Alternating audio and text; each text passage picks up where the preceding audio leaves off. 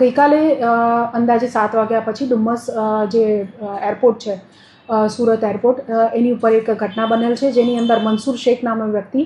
જે સુરતથી દિલ્હી મુસાફરી કરવાનો હતો, તેણે સિક્યુરિટી ચેકિંગ દરમિયાન ત્યાં હાજર મહિલા અધિકારીએ તેની બેગમાં કોઈ ઇલેક્ટ્રોનિક સામાન છે કે કેમ એ અંગે પૂછતા એમ હસીને જણાવેલ કે મારા સામાનમાં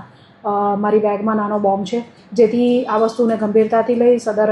જે મહિલા છે તેઓના દ્વારા પોતાના સુપરવાઇઝર વગેરેને જાણ કરવામાં આવેલ અને તેઓના દ્વારા CISFને અને પોલીસને આ બાબતે જાણ કરવામાં આવતા જરૂરી પગલાં ભરવામાં આવેલ છે. સદર જે મનસુર શેખ નામનો ઈસમ છે એની પૂરું ચેકિંગ કરવામાં આવેલ છે, તેના સામાનનું પણ BDDS ટીમ મારફતે ચેકિંગ કરવામાં આવેલ છે અને કોઈ પણ એવી વિસ્ફોટક સામગ્રી તેની પાસેથી હાલ મળી આવેલ નથી. ડુમસ પોલીસ સ્ટેશનમાં જાણવાજોગ રજીસ્ટર કરીને આગળની તપાસ અત્યારે ચાલુ છે. સાથે સાથે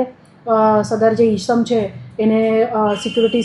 સ્ટાફને જે ત્યાં હાજર સ્ટાફ મેનેજર સિનિયર અધિકારીઓ દ્વારા એને રોકવામાં આવતા તેણે એ લોકો સાથે ગેરવર્તન કરતા અને બોલાચાલી કરતા ડુમસ પોલીસ સ્ટેશન દ્વારા તેના વિરુદ્ધ જરૂરી કાર્યવાહી કરવામાં આવેલ છે.